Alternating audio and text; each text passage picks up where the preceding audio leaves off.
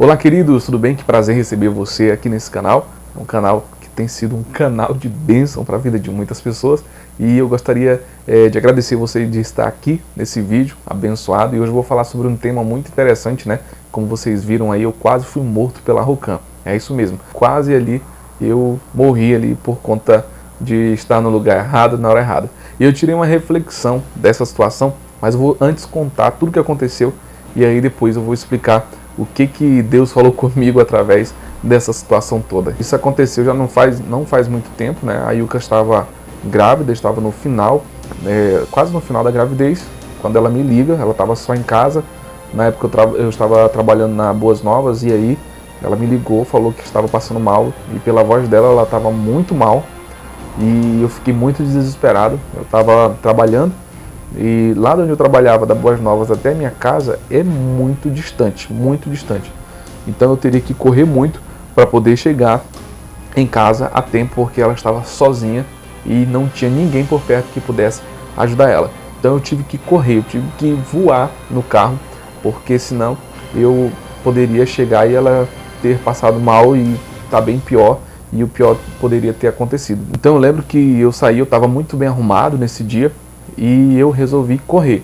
Então eu corri muito, peguei o carro e simplesmente parecia um piloto de fuga. Corri muito mesmo assim. O que eu podia puxar do carro eu puxava no trânsito, desviava carro, parecia assim que eu estava fugindo da polícia. E aí eu lembro que nessa ocasião o que acontece é que tinha acabado de acontecer um assalto numa rua lá que eu estava passando. E aí, como eu estava passando naquela rua e tinha acabado de acontecer ali um assalto, os bandidos, eles tinham acabado de fugir quase no momento em que eu estava passando lá. E aí, eles estavam em um carro que era o mesmo modelo do carro que eu estava. É isso mesmo. Eles estavam num carro simplesmente o mesmo modelo do meu. E aí, eu passo chutado, né, como diz aqui no Amazonas, no amazonense, só a bala no carro. E aí, aquelas pessoas que foram assaltadas, foi uma loja que foi assaltada, os bandidos foram muito agressivos com os funcionários da loja e tal, levaram várias coisas, e aí os funcionários acionaram a Rocan estava ali próximo, e aí eles foram em busca dos bandidos. E na ocasião, eles começaram a correr muito, porque disseram que eles foram naquela direção, e era justamente na direção que eu estava, só que os bandidos eles viraram para outra rua. E eu estava indo direto, né? E aí eu lembro que eu corria muito, desviava os carros. E aí eu percebo, através do retrovisor, dou uma olhada para trás e eu vejo que vem um carro da Rocan em alta velocidade atrás de mim, né? Ele vinha longe assim, mas eu percebia, com a sirene ligada.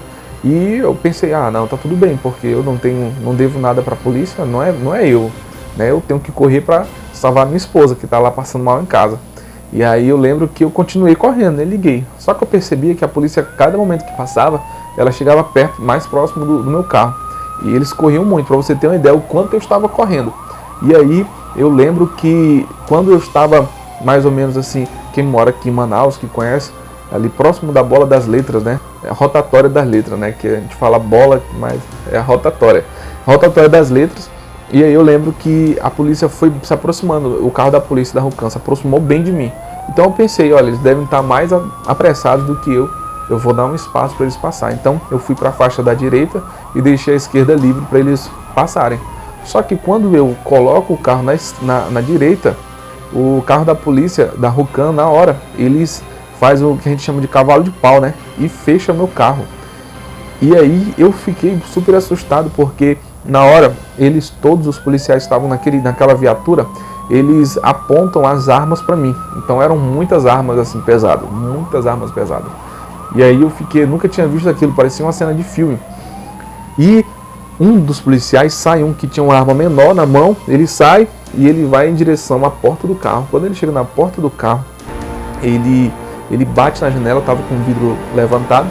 Ele bate na janela e fala, baixa o vidro agora. E eles falam lá palavrão, né, naquela adrenalina deles.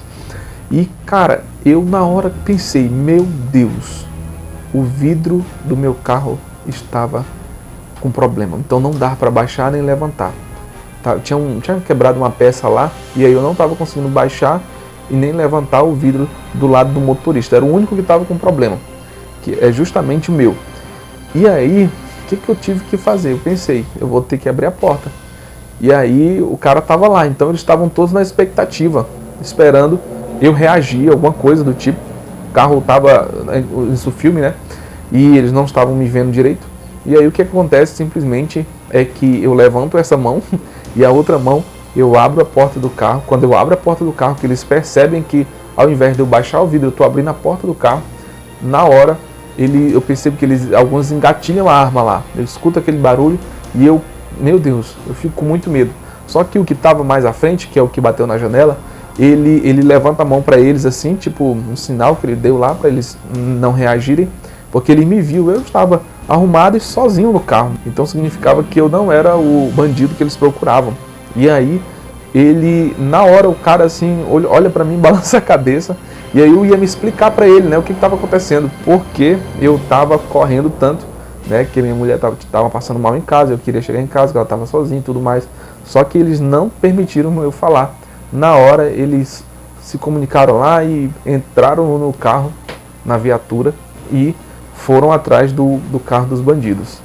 E eu fiquei parado. Eu lembro que eu desliguei o carro e puxei o freio de mão na via principal, uma avenida. E aí eu fiquei tão assim, perplexo com aquilo, que eu fui devagarzinho, tirei o carro do freio de mão, e aí liguei o carro e fui para casa.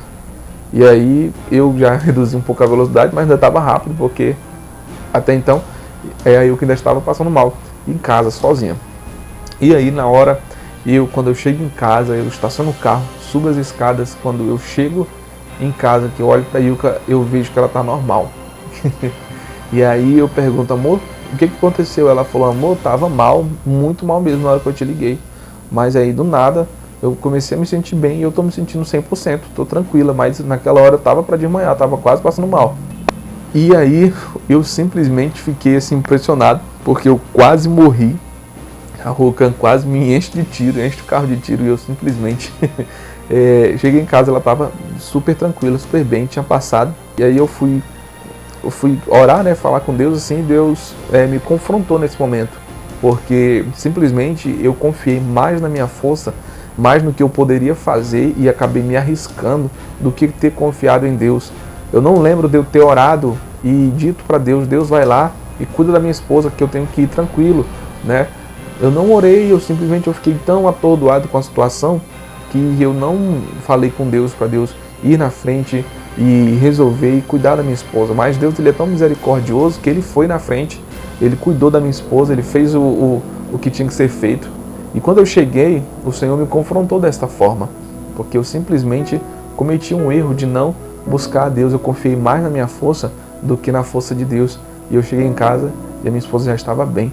E eu quase morri. Já pensou se eu tivesse morrido ali naquela situação, né? Simplesmente porque eu não confiei. Na verdade, não é que eu não confiei em Deus, eu não lembrei de orar, de buscar a Deus. E tem muita gente que está assim. Tem muita gente que está vivendo a vida e simplesmente está tomando atitudes erradas porque não tem confiado em Deus. E se você não está confiando em Deus da forma que você deveria confiar, comece a pensar bem. Pense duas vezes e comece a colocar Deus em primeiro lugar na sua vida. Comece a falar, Deus, e tem coisas que eu não posso resolver, mas eu sei que o Senhor pode. O que eu não puder fazer, Senhor, eu coloco nas tuas mãos.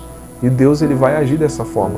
E eu sei que o Senhor, ele vai te abençoar, como ele abençoou a minha vida. Ele cuidou da minha esposa, minha filha já nasceu, né? Uma bênção. Já fiz até alguns devocionais aqui no canal com ela, é só você procurar alguns vídeos. Enfim, então você tem que confiar em Deus. E essa foi a lição que eu tirei disso que aconteceu comigo.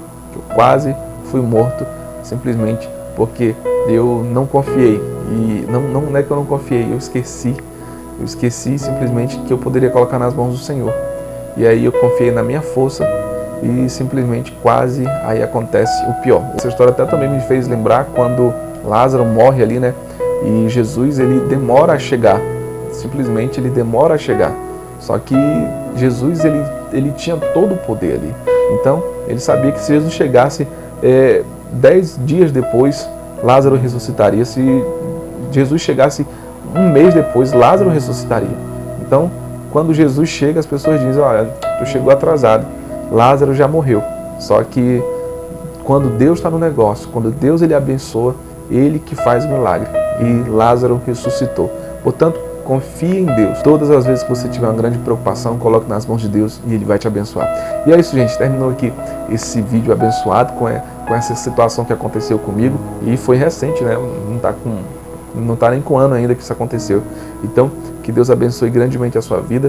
Inscreva-se nesse canal, deixe o seu like e que Deus te abençoe grandemente. Até o próximo vídeo. E temos aqui devocional todos os dias. Pela manhã eu solto um devocional abençoado para abençoar a sua vida. E até o próximo vídeo.